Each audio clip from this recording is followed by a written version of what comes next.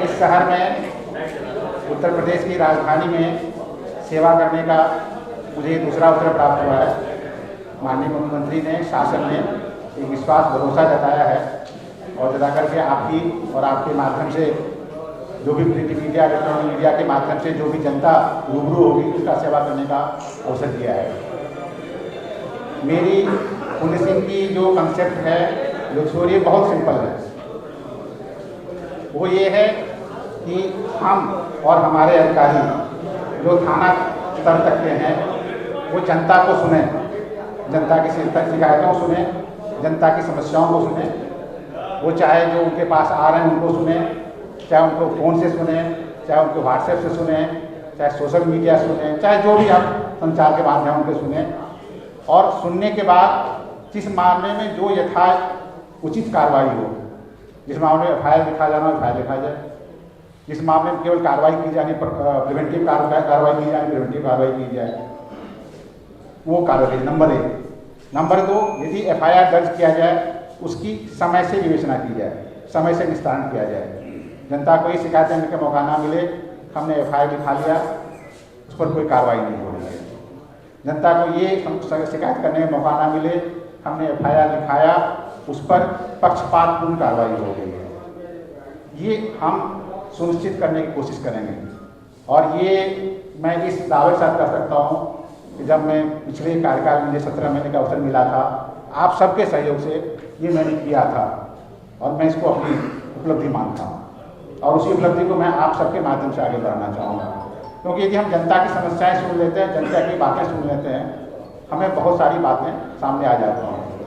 इसी के माध्यम से जो हम अपनी प्राथमिकताएं ज्ञापित करते हैं शासन की, प्रशासन की, चाहे वो अपराध मुक्त, भयमुक्त समाज स्थापित करने की, माफियाओं के विरुद्ध प्रभावी कार्रवाई करने की, महिलाओं, बच्चों, दलित वर्गों, कमजोर वर्गों के विरुद्ध जो भी अपराध हो रहा है उस अपराध के संबंध में विरोधात्मक कार्रवाई करने की, या उन अपराधियों के विरुद्ध प्रभावी कार्रवाई करने की, या माफियाओं के विरुद्ध कार्रवाई करने की, या मिशन शक्ति की, ये सब एकाकार अंगीकृत रूप में होकर कार्य करेंगे हम लोग। हमारी मूल योजना ये रहेगी। इसके साथ साथ आप ट्रैफिक की बात करें, स्मार्ट सिटी की बात करें, सेफ सिटी की बात करेंगे, ये सब धीरे धीरे सामने नई चीज़ें आ रही हैं, उस पर भी हमारा फोकस रहेगा।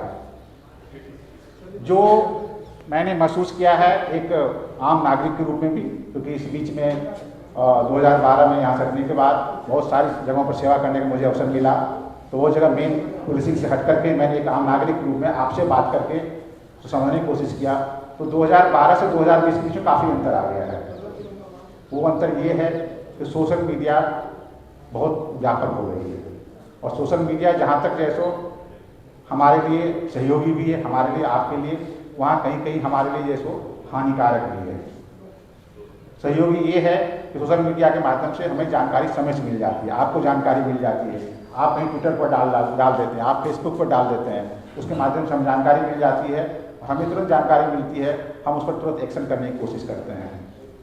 हानिकारक ये है कई बार बहुत सारे अफवाह चल जाते हैं, बहुत सारे अफवाहों के कारण जैसो सही पता नहीं चल पाता, सही क्या है गलत क्या है। पुलिस विभाग के माध्यम से हम कोशिश करते हैं उन अफवाहों का खंडन करने की, कभी कभी उसमें समय लग जाता है। इसके अतिरिक्त दो समुदायों के बीच, दो संप्रदायों के बीच कभी कभी इस तरह के अफवाह वाली, ह्यूमर वाली, सांप्रदायिकता विरोधी तमाम पोस्ट आ जाते हैं, जिसमें कभी कभी काफ़ी आपत्तिजनक स्थिति पैदा हो जाती है। उसको कंट्रोल करने में पुलिस प्रशासन को काफ़ी मेहनत करना पड़ता है। ये सोशल मीडिया की दूसरी स्थिति है। सोशल मीडिया की एक और स्थिति है जहाँ मैं ATS से आ रहा हूँ, आप लोग जानते हैं रेडिकलाइजेशन की बात हम लोग सब कर रहे हैं और रेडिकलाइजेशन हम आप सबके बीच में व्याप्त हो चुका है। रेडिकलाइजेशन केवल ये नहीं है कि हम एक विचारधारा से ग्रस्त होकर केवल आतंकी घटनाएं करें, आतंकी कार्रवाई करें। रेडिकलाइजेशन ये भी है कि हम किसी विचारधारा से प्रभावित होकर गलत कार्य करें, चाहे वो आतंकी कार्रवाई ना होकर सिंपल आपराधिक कार्रवाई क्यों ना हो।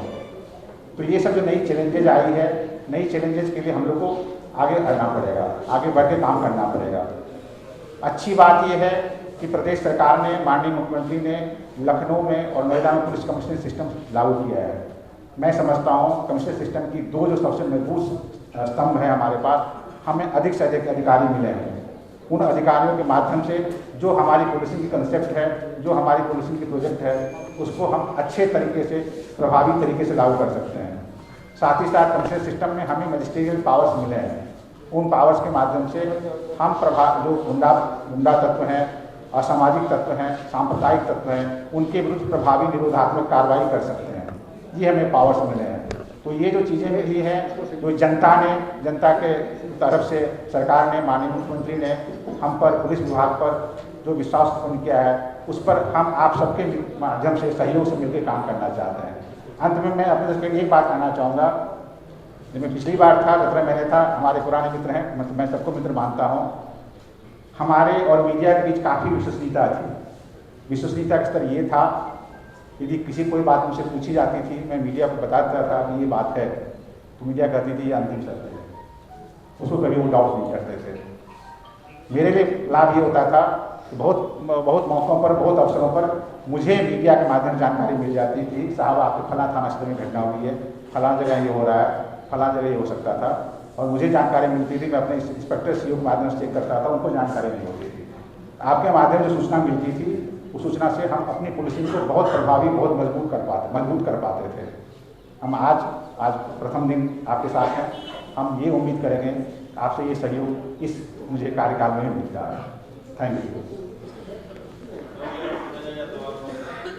जी।